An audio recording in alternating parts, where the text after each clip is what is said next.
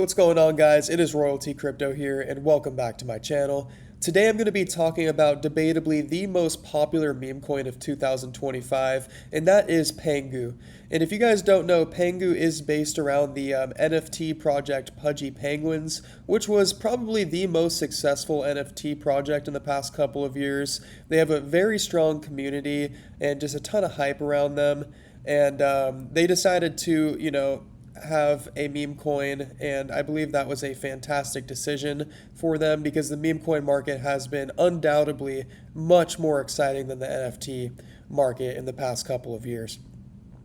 So yeah, guys, before I jump into the Pudgy Penguins charts and just an overall crypto market review, I did just want to let you guys know that if you have any certain coins that you guys want me to review that I haven't been reviewing on my channel, please let me know in the comment section. I would love to review any tokens that you guys want me to take a look at.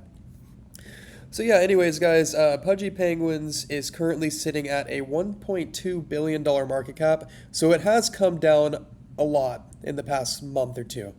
But when prices are low like they are now, it really does present just a fantastic buying opportunity. And I do believe that now is a great time to start buying again. Now, we could obviously continue to dip from here. Nobody can predict the short term, including me, including any technical analysis that you watch on YouTube. None of us can. But what we can say is that now is most likely going to be a good time to start buying. And continuing to buy if prices dip is always a good thing in my opinion. Another reason why I do love this project is just the consistently high 24-hour trading volume on it. So as you can see today, we are sitting at $290 million traded in the past 24 hours, which is one of the highest for all meme coins. As you can see here, the only meme coins on this top 10 chart here that are higher than that is going to be Dogecoin at 2.6 billion, which is insane. Pepe just under 500 million. But the thing about Pepe is it does have almost a 3x higher market cap. I do love Pepe, don't get me wrong, but you have to take that into account. And the Trump token has it slightly beat at 316 million. But the issue with the Trump token, in my opinion, is just the awful tokenomics.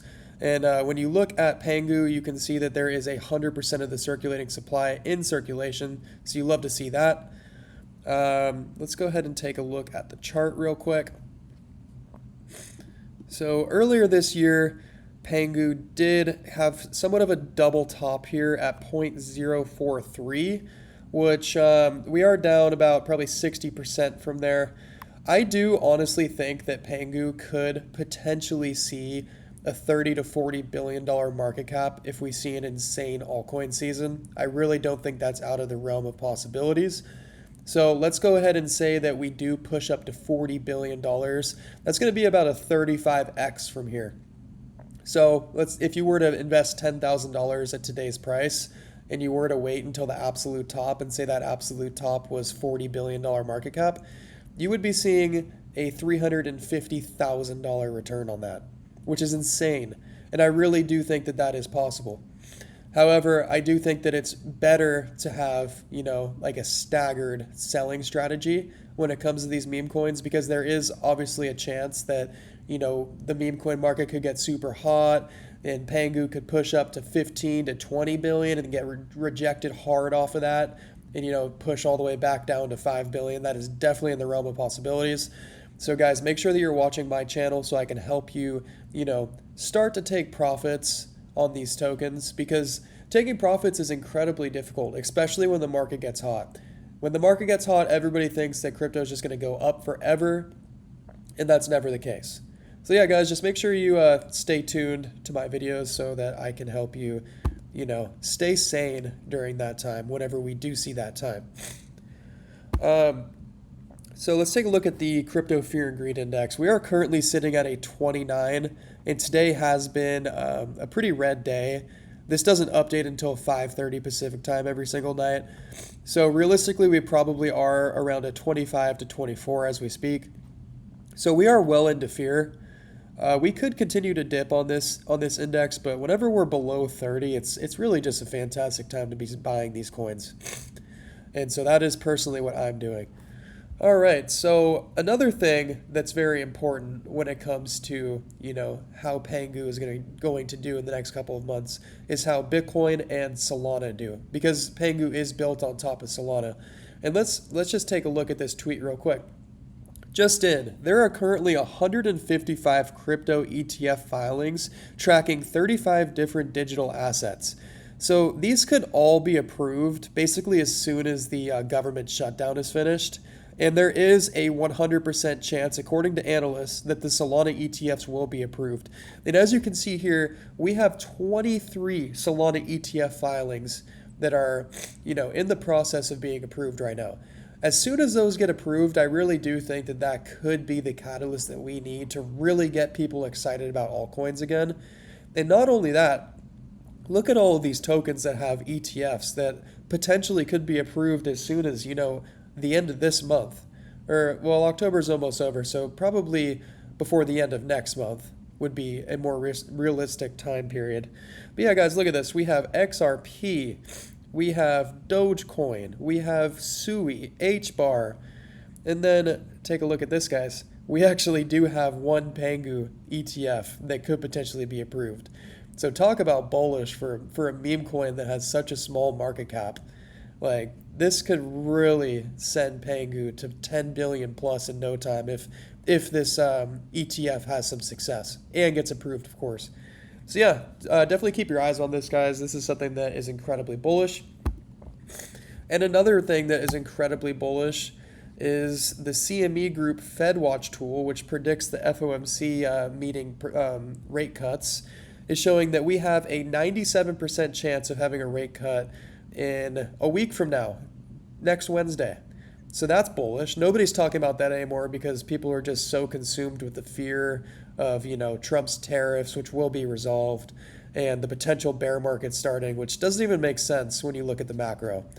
So yeah, people should be watching this, but they're not. Also, when you look at the December 10th meeting, we have a 97% chance of yet another rate cut in December.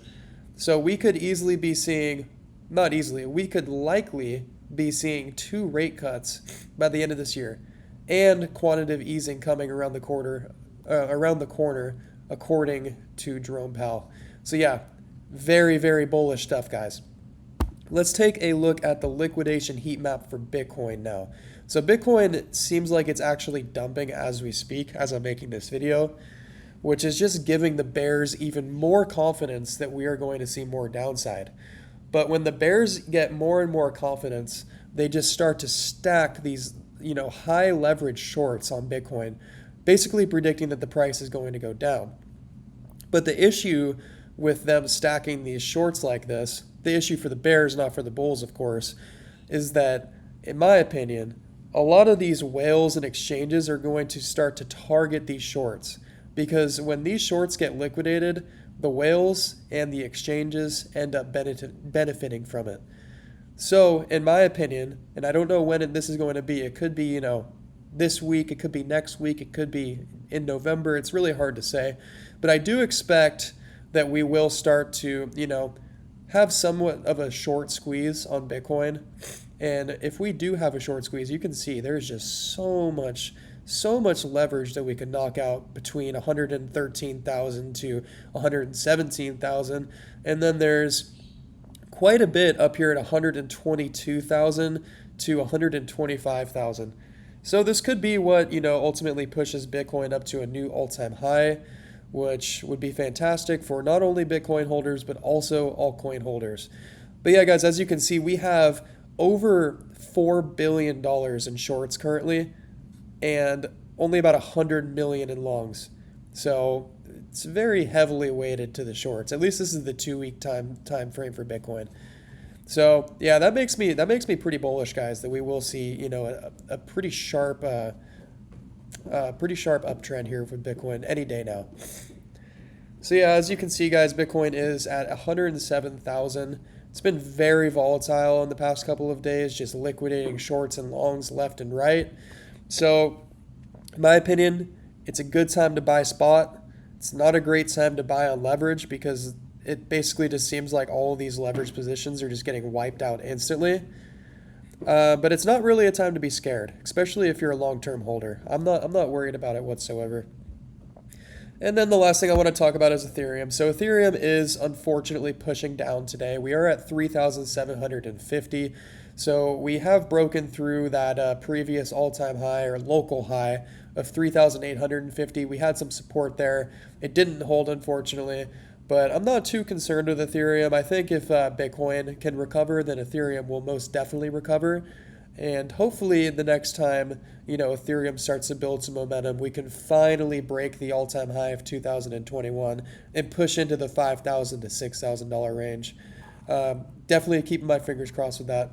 But yeah, guys, I hope you enjoyed today's video. Please like and subscribe. I would greatly appreciate it, and I will see you tomorrow. Have a good one.